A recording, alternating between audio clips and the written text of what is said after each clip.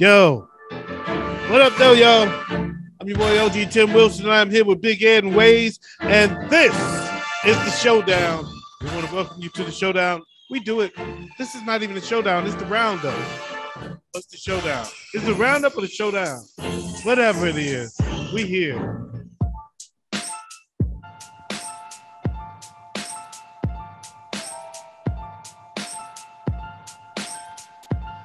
Yeah, I gotta change the name of this intro song because it's still called the Roundup, and then I know we changed the name of the show to the Showdown, and I be getting confused. But anyway, I'm your boy LG Tim Wilson. I'm here with Big Ed and Wayz, and this is the Showdown. Wayz, what's going on, Wayz? And not much. Little slow bit week with sports news, but I was able to dig up something a little interesting for us this week. Able to dig up a little something, and I thought he was about to say I was able to dig up my ass and put. Anyway, Big Ed, this I was able to dig up my nose and pull out a little something. Big Ed, what's going on with you, man? Oh man, nothing much, nothing much. Boy, this mic is hot. Let me turn it down. Let me turn it down. Sorry. Good, man. Just blow my ears out. That's all. I don't need them. Nothing much. Did a party the other day. Good deal, man. Ended up getting a couple more parties. So cool. That's what's up, man. That's what's up. Well, my son hooked me up with some free Piston tickets. I'm excited about that. I get to go to the Piston game this weekend and go check that out. He's going on the 13th because he wants to see the Clippers. I'm gonna be out of town on the 13th, so I can't go. So I'm going this weekend. So that's it, man. We're going to flip the script and see how it whip and send it down the ways like we do on Tuesdays. Wayz, what's going on, man? Talk to us. Let's make this happen. Let's go to get our shots ready here. Oh, let's do that. I'm going to do my shot, but I ain't drinking no beer tonight. Salute.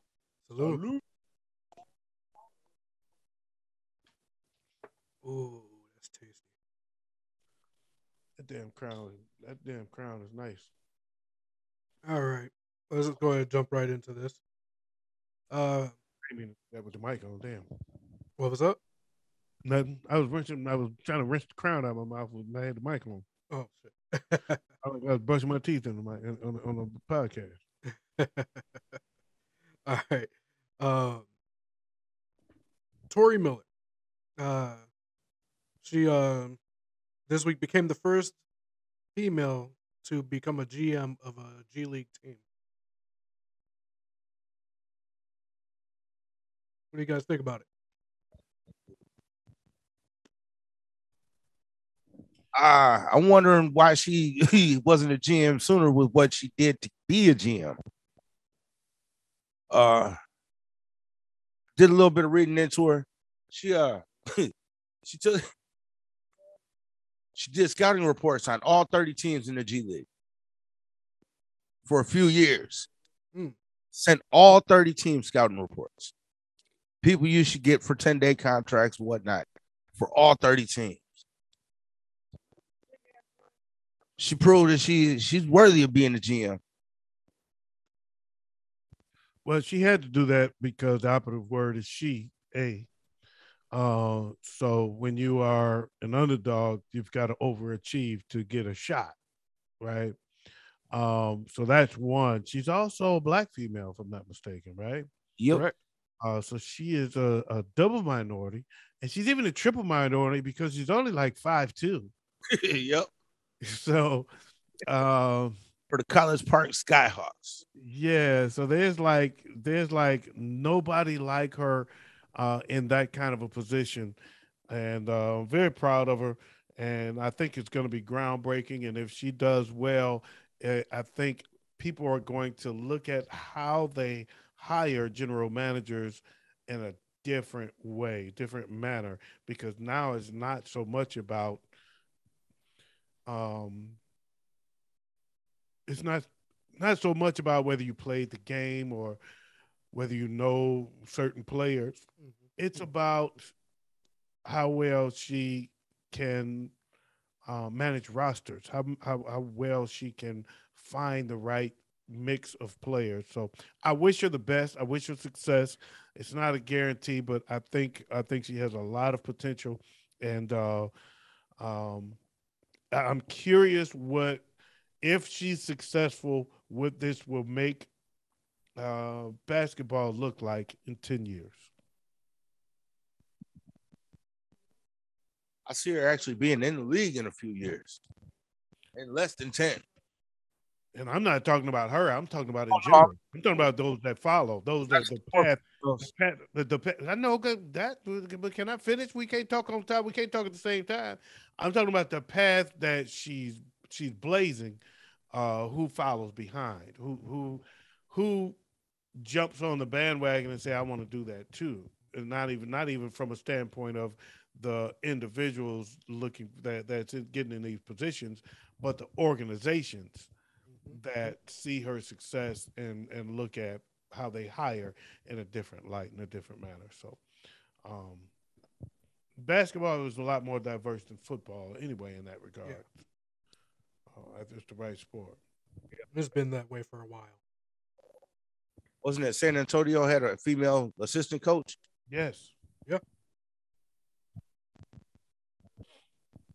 So San Fran's got a female coach. And they also got female referees. Yeah, San Francisco does have a female assistant coach. Yep. Shit wasn't but the last 3 years that we have female referees in the NFL. Right. And they don't make no big deal about it, but you're right. All right, so we're going to stay on the topic of basketball here. An unused ticket to Michael Jordan's Chicago Bulls debut was sold this past week for $468,000. Should it be higher or lower? I honestly, shit, I don't care. I just know one thing. That motherfucker is so happy that he got stood up. I bet he is the happiest got stood up nigga in history of getting stood up. Mm-hmm. Thank you for stepping. I used to do this a lot, man, and I wish it make me wish I would have kept some tickets because I don't know what's gonna happen to people. Because I would just buy 2 tickets because I figured somebody gonna want to go. You know, whether it be a concert or a sporting event or something, I'm going to buy 2 tickets. I'll figure out. So I'll find somebody that's going to want to go between now and then. Right. And sometimes I wouldn't. I just end up going by myself. Who knows, man? That happened to this dude, and he ended up hitting a lick with that ticket. I have a ticket. I had a ticket, and I knew when I lost it, I would regret it. And right now, I'm regretting it. I had a ticket that would be extremely valuable right now, and I don't have it. It is the brass engraved ticket to the Prince 1999 New Year's Eve concert at his house. Damn. How much would that be worth today? And it was brass. The ticket was made out of brass. It was painted purple, and they engraved the information on it. I know for a fact if you had kept that, just like this guy who sold that Jordan ticket, it definitely put you in a whole nother tax bracket. Yeah. Damn, I could have come up, man. I came up. Bought me some new headphones. These old raggedy motherfuckers I still wear. All right, let's jump right into the late edition to the topic. Big Ed didn't have any thoughts on it. Big Ed ain't speak on it. That's too much fucking money for a goddamn ticket. Niggas out here struggling to pay motherfucking rent, and this motherfucker gonna pay damn near half a motherfucking $1 million for a fucking unused ticket. Mm-hmm. From 1984, some shit like that. So now he can go around and saying, see, I missed this game in 1984, but he's only 20 years old. Oh, you know damn well he ain't doing that. That's memorabilia. But you know what, too? That's true. That is memorabilia because that was Jordan's first basketball game. and it is said that that is the only such ticket known. That they don't think there is another one. It is the only unused ticket to Jordan's first game that exists. Must be nice to be able to just piss off $460,000 on a fucking ticket. Yeah, it would be nice. It would have been nice to get it. I'm, it must be nice, but it had been nice, just as nice for me to get 460 because I could use that. That'll pay a few bills. Right? Yeah. Shout out, shout out to the guy that sold the ticket. I'm sorry for you for the sucker that bought the ticket. Because now you just got a ticket on your wall and you out $500,000. Mm-mm. He could wait until Jordan passes. The moment Jordan passes, he sells that ticket again. He's going to double his money. That's if you don't pass first. Well, leave it to your children. Right. Remember, you heard that song. Yeah. This one is worth $8 million. I can't wait to leave this to my children. Yeah. I just listened to that the other day. There you go. That's what he did. It was an investment. It was an investment. It's going to get more and more valuable as time goes by. And if anything you never know what people do, man. Jordan drinking, gambling shit. Ain't no telling what's going to happen with Jordan to make that ticket worth a millions. Last thing Jordan hears is 4, and it's a done deal. Yeah. Oh man, that's funny. All right, right, let's jump into this late edition that I sent you guys for our topics here. Within the last few hours, it was announced that Major League Baseball will be canceling the opening day due to labor disputes. How do you guys feel about it? What's new? They did this a few years ago. Mm-hmm. Nope. Last time was 1995. But they had a lockout not too long ago also. Yeah. So sucks for big baseball fans. I can't afford to go to opening day anyway, so fuck them. I say hip hip hooray because baseball is trash.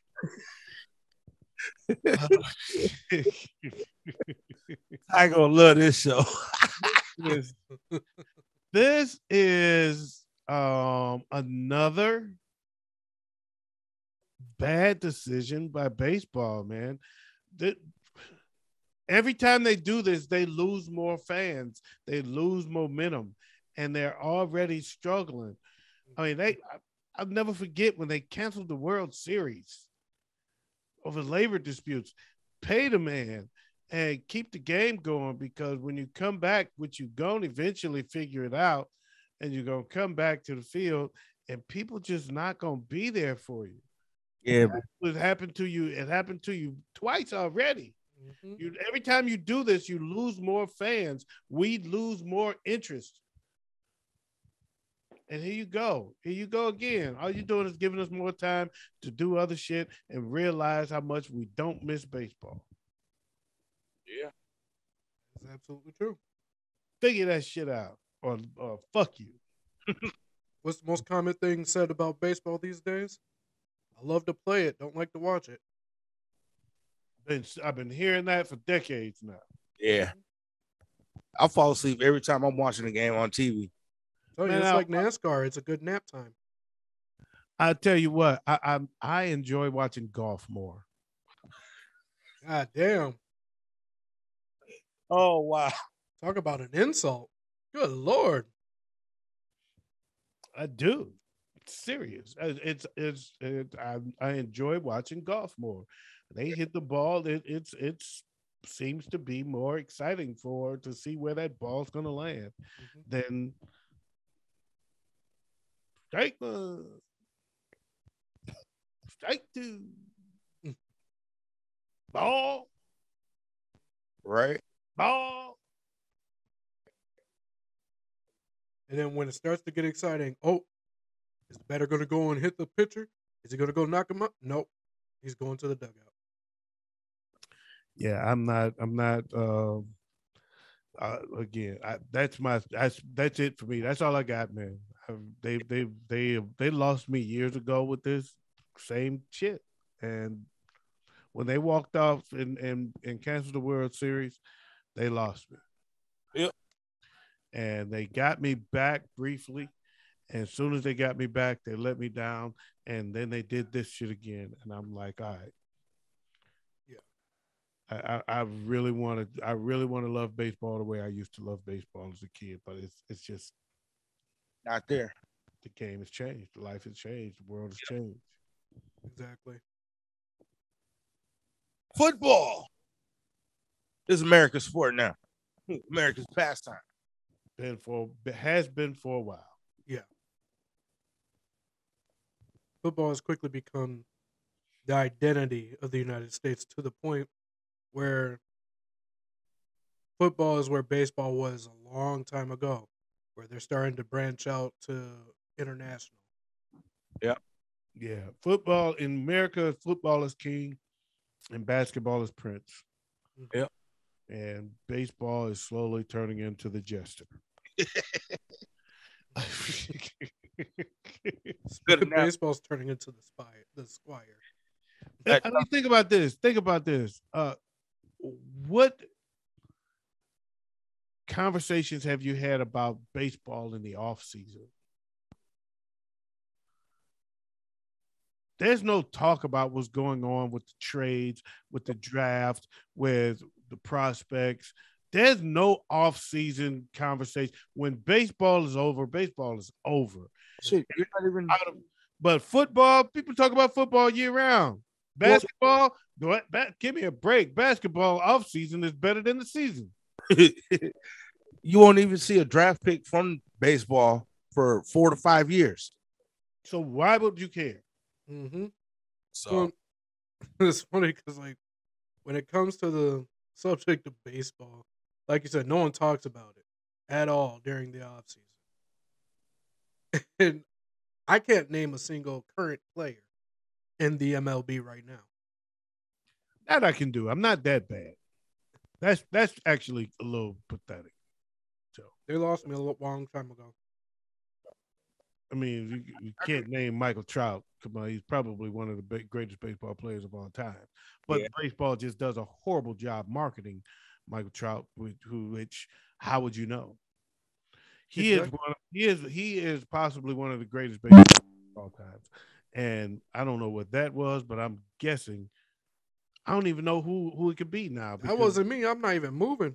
Wayz got just as bad as Big Ed. I see Big Ed working on this shit. I'm looking like, what the fuck was that? Still signed into Facebook. I had to sign out of Facebook. Oh, he got a fucking notification. That fucked me up so bad. I'm like, hold up. That? This is a brand new computer. I better not be hearing shit like that. Oh, man. I usually sign out of Facebook before we start the show, and I forgot to sign. This goddamn chimichanga got here, and yeah. Don't blame it on the chimichanga. All right. Y'all want to take a quick break before we jump onto this next topic, and then our last two, I guess, unanimous opinion questions? Sure, why not? Let's do it. You listening to the Showdown. Be right back.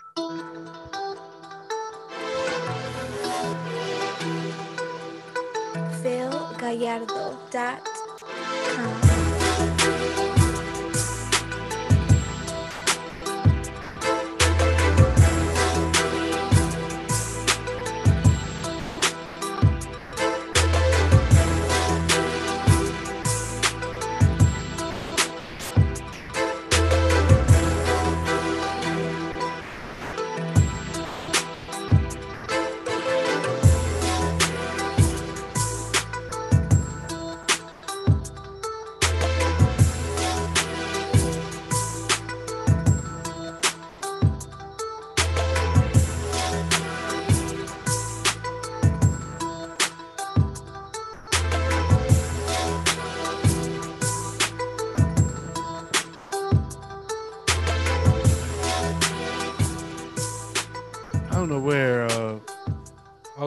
same thing. Waiting for him to come back, and he waiting for the music to go down before he come back. Dang. Oh no, sorry, I had to talk to my wife real quick. Okay. All right. I don't want to get my ass kicked on camera, so I would, next time tell her she got to wait because I want to see this. All of a sudden, we just see Big Ed flying across the camera. All right. So next up, we got boxing news. Tyson Fury is talking about considering retirement after his fight against Dylan White coming up here. What are you guys thinking? Will he or will he not? I'm gonna say no because they never do. yeah, they never do. Boxers seem to never quit till they get their ass beat. They just can't do it. I just don't know the boxer that I can't name the boxer that just quit. They always got to get their ass beat. Yep. And I don't know. Tyson Fury is a big motherfucker. He might, I don't know, he might, but dude just disrespected the fuck out of him today. He didn't show up for a press conference that they were supposed to do together. So this fight might be over quick, and he might feel he needs another one. But there's talks of him also going into WWE. So that never satisfies him because that's not it's predetermined winners and losers. So it doesn't satisfy a boxer. I've seen a lot of boxers do that too, but they get over there and it don't satisfy them because it ain't real. Right. I don't get to pummel somebody, and it's not a win or lose. It's already predetermined. I know if I'm going to win or lose before I step in the ring. Right. Like without a doubt, it's not the same. So, yeah, I could. It's one of those wait and see things. Yeah, I'm not. I believe it when I see it, but most boxers, every great champion, every great boxer I've ever seen, got to get their ass beat before they quit. Period. They just don't do it. What he's like 30, 31, 0 and 1, something like that. Shit, that motherfucker can't quit. The only person that quit without getting his ass beat was Mayweather. But did he really quit? He still be picking fights with people. He picking fights with everybody. He got in the ring with Conor McGregor. He came out to fight Conor. He came back to fight Jake Paul or Luke Paul, whatever that motherfucking name is. I wouldn't doubt if he comes back and do it again, do something else. But see, he picks fights he can win now. Yeah. He's been doing it for a while, for the whole latter part of his career. He picked the fight that he could win. But, he's about the only one I can think of that just, that in my time, that quit without getting his ass beat. But he got boring. You know what I'm saying? His fights got boring and were no longer worth watching. Yeah, defensive boxing match ain't good. Not for the fans. No. I like boxers to get in there and slug it out, throw it down. Like Tyson Fury and Deontay Wilder did in their first two fights. The last fight, Tyson Fury just beat the shit out of him.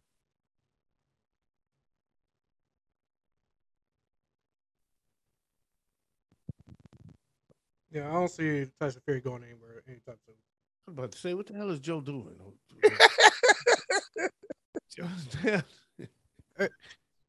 What? Stargazing.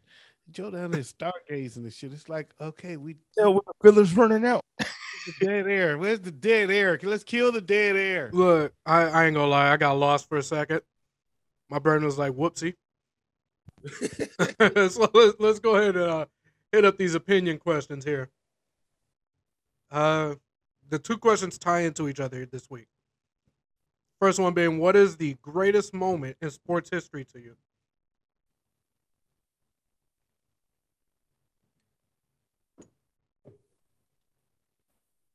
Mine, I didn't get to witness, but it was April 8th, 1974, when Hank Aaron hit number 715 to break Babe Ruth's record. I did witness that, and that was a great moment. Um, it's tough to say in sports because there's so many sports and so many great moments. But I will say, so I'm going to break it into sports for me. Baseball, mine was Reggie Jackson's 3 home runs in the World Series when he won it all and became known as Mr. October. That was the game that did it. It was just freaking amazing. Um, that was my greatest baseball moment. But there's a lot of great ones. I forgot to fucking uh, the homer with the old boy did play for the Tigers. They went to the Dodgers. What's his fucking name? I hate him too. I hate that motherfucker.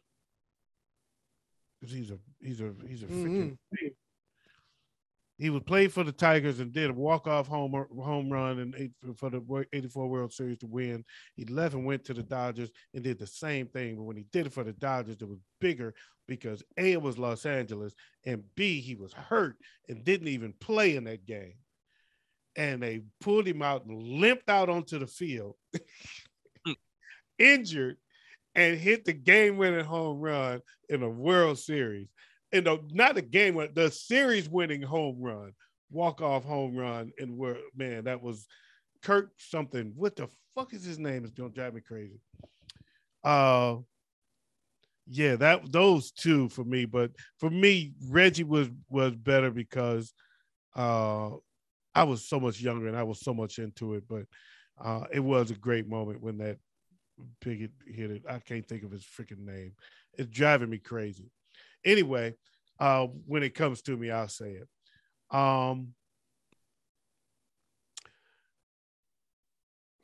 Football.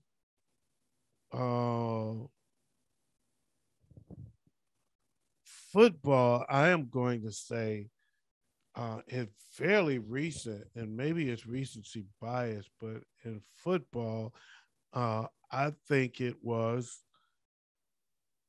when oh damn, that's tough though. Football is tougher. Baseball has such moments. I mean, but for football, for me, it was more than just a moment. It was when, and it was reminiscent. This Kansas City Buffalo game was reminiscent of it when I think it was the Dolphins against San Diego. When Kellen Winslow was playing for San Diego, and they just had an all-out shootout. Oh no, I changed my mind. It was when Byron Leftwich played for Marshall, and he was injured, but he wouldn't stop because they needed to win that game. And after every play, he would throw the ball, and he was so hurt that his teammates would grab him and carry him up to the line of scrimmage. They grabbed him under his shoulders, carried him up to the line of scrimmage to hike the ball, limp back, and throw another pass, and he drove it down for a touchdown. That was my football. I never seen nothing like that before. Basketball, it was easily. It was when Tayshaun got the block on Reggie Miller, man. That was the one for me when Tayshaun got the block on Reggie Miller, and turned that series, and the Pistons went on to win the championship after that over the Lakers. But when they wouldn't have got past Indiana without that block, it wouldn't have happened. So that's my best moments. In golf, when Tiger Woods hit that shot and the ball rolled up to the hole slowly, and then it paused, and you saw the Nike emblem on the ball, and then it fell in. Yeah, classic moment. That greatest golf moment of all time. My greatest football moment probably would have been Donovan McNabb's game when he played, when his ankle was fucked up and they kept showing it was bleeding and everything. Wasn't that in the NFC Championship? got them to the Super Bowl. Basketball would have been the flu game. Don't really pay attention to golf too much, but wasn't it just recently Tiger won his 15th majors, his 15th Masters? I'll take that one. Okay. Football wise, greatest moment for me was Brett Favre, the game he had after his father died. That was one of the greatest things I had ever seen in football. Uh, Basketball wise, the flu games hands down for me. The other one, I don't have any baseball ones that I'm too keen on, golf or anything, but 1996 Olympic Games. Kurt Angle wins a gold medal with a broken neck.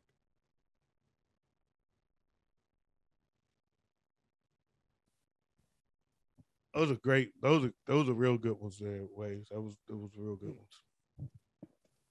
Now to tie into this question, what is the worst moment in sports history to you? For me, I'm gonna go to an awkward sport in which makes me remember a great moment that I missed, and that was the great moment was when Sugar Ray and Tommy Hearns fought, and when Sugar Ray finally put Tommy down. Even though Tommy got up, it was still awesome when he made that comeback. But my worst was watching Muhammad Ali get beat up by Larry Holmes. That was the most horrible thing I've seen in sports. It made me I was horrified, and I was literally almost in tears to watch Muhammad Ali get beat up by Larry Holmes the way he did. I mean, Larry Holmes was calling the ref over, saying, "Stop the fight, man! Stop it!" You know what I'm saying? I'm beating this dude. Stop the fight. Um, I mean, equally as bad was. Um, I mean, that was for me the worst. Other than watching that safety drop that interception against Matt Stafford this year, that was, that was a tough one for me. that's that's gonna be my football one right now. Um, shit. Baseball, I've got the most amazing play that I've seen, but it wasn't a thing that I've seen. But I wouldn't call it a worst moment, but I think it was the craziest, most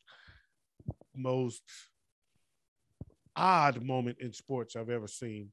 Was when um, who threw the pitch? Was it Morris? I think it was Jack Morris threw the pitch, and a dove was flying past, and he blew the dove up. The dove literally exploded into powder. It just looked like powder out there. That was the most amazing thing I'd ever seen. The craziest thing I'd ever seen in sports. I don't know if it was a worst moment per se, but it was by far the craziest thing I've ever seen in sports. Um, One of my worst moments in sports is another boxing story when Buster Douglas beat Mike Tyson.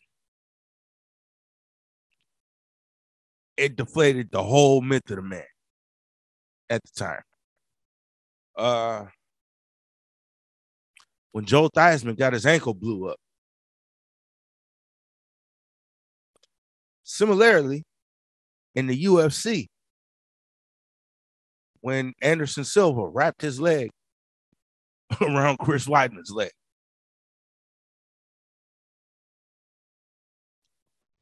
Yeah, that was a nasty injury. Yeah. And it just precipitated his downfall. Mm-hmm. Those are the only ones I got. Okay. I got a boxing, a basketball, and a football. Basketball, Malice at the Palace.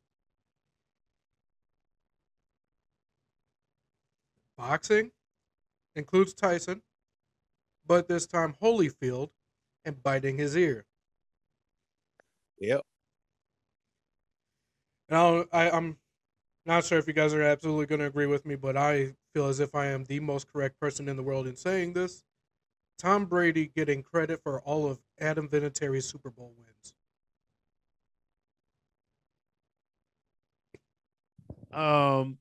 I give Tom Brady a lot of credit for the first one. I hear you. Vinatieri does deserve a lot of credit for those first few.